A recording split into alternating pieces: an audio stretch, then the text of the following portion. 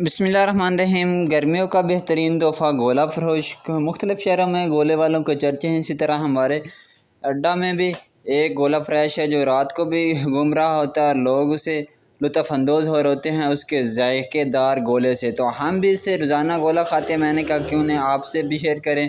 बेहतरीन किस्म का गोला बनाता है, मशीन के ज़रिए बर्फ़ को क्रश करता है, फिर उसके ऊपर मुख्तलिफ़ रंगों से उसके ऊपर बुझाड़ करता है, फिर उसके ऊपर मेवाजात डाले जाते हैं और बेहतरीन किस्म का टेस्ट बनाया जाता है जो इंतहाई लजीज और जायकेदार होता है।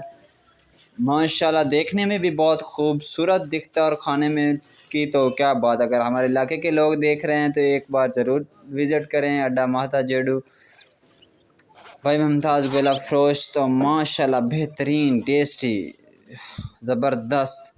मिलते हैं नेक्स्ट वीडियो में। अल्लाह।